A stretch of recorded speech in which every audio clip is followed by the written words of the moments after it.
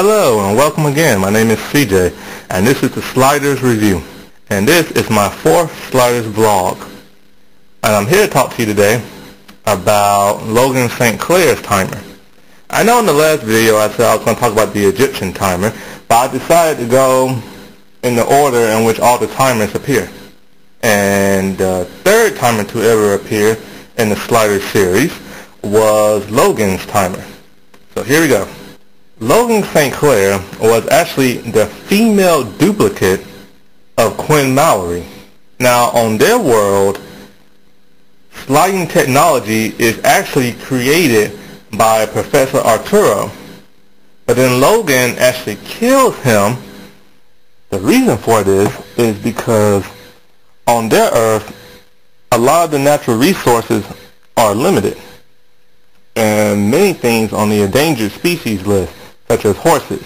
And hot dogs don't even exist no more. You have to find that in an encyclopedia book.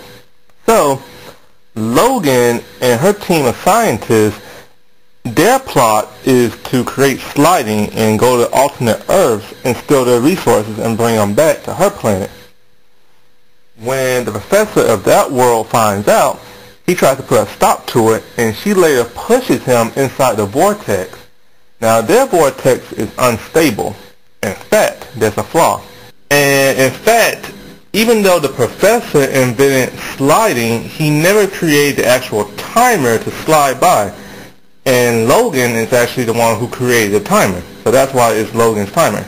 The design of the timer is actually in the shape of a cone-shaped remote control. It's dark gray and it has number pads on it. An indicator light that shows how many hours and days you're on the Earth. What appears to be kind of just really random buttons that are for a VCR remote control, and an indicator light at the top. The portal in which it opens, it shoots out a stream of orange light, and the portal in which it opens resemble that of a kind of like a distorted star-shaped figure.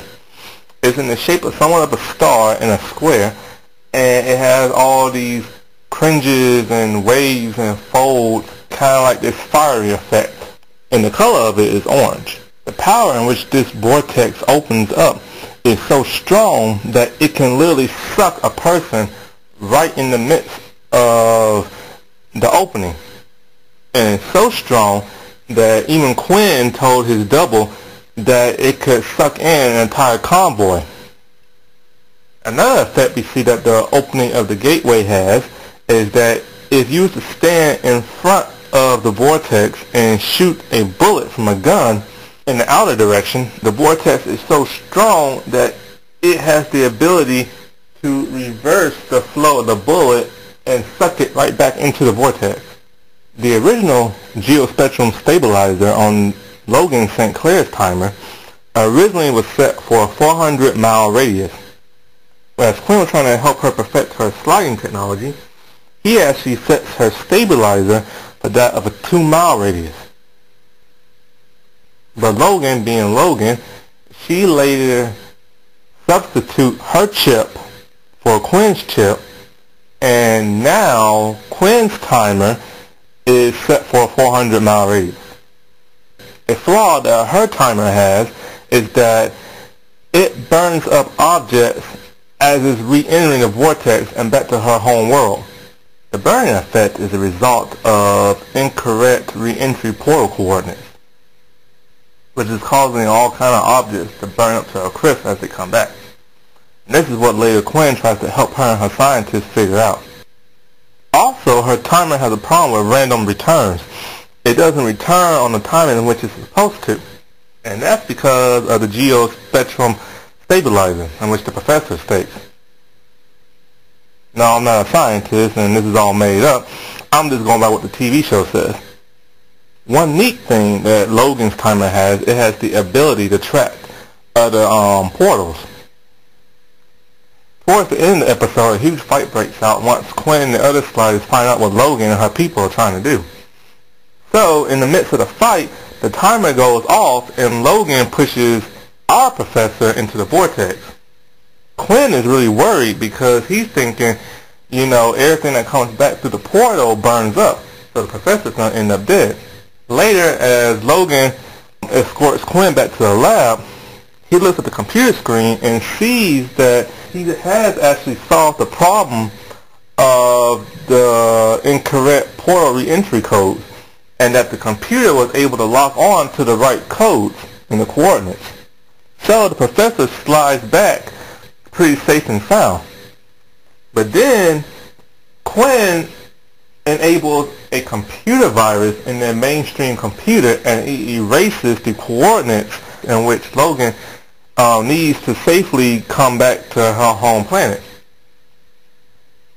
Well, after the sliders escape and they slide to another Earth, Logan tracks their coordinates and slides to the Earth on which they are on.